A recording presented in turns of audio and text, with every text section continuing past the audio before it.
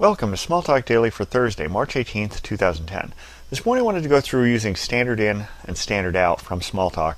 It turns out that if you're on one of the Unix platforms, which includes the Mac or Linux, this is a fairly straightforward thing. You just start your system up, make sure you don't put it in the background, because if you put it in the background, those streams will be closed.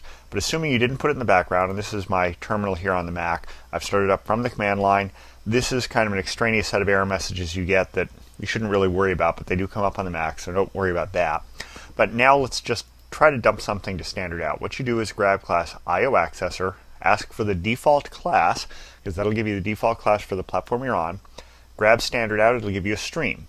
Once you've got that stream, you can write to it like a stream. You might want to flush it, because when flushing, that's when you actually see things appear on the stream. So let's go ahead and do this. We'll do a do it, and we'll see what happens. So I execute that. We'll go over here. There's my message.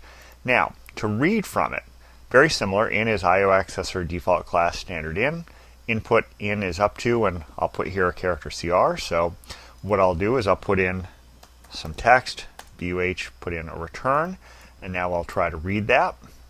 So we'll do a do it. And there I dropped it to the transcript. You see it read it. Now, same thing will work over on Windows, but things are a little different over there in terms of how you have to get started. So here I am on Windows. I'm using, relatively speaking, the same VM, the standard visual instead of VWNT or anything else.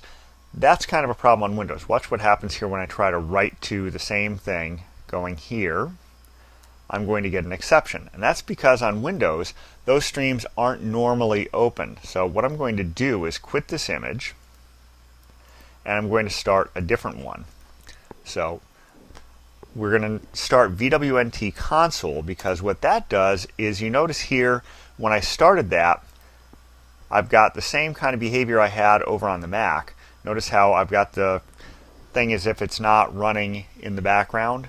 Well, that's exactly what's going on. It's not running in the background. I have the ability to use this. So let's go ahead and open up that same workspace that I had before. So with that open, let's go ahead and write to stdout. So I will go ahead and start doing this. And there you can see that I wrote it. Now, things are a little different in terms of reading.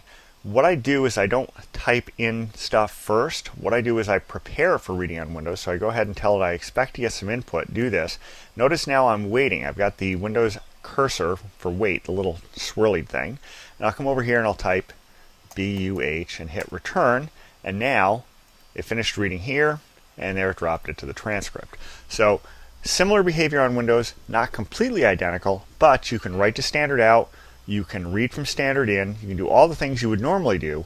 You just need to be aware of the fact that on Windows, if you don't start up using VWNT console, those streams will not be open. So that's about it for today. Until next time, have fun with Smalltalk.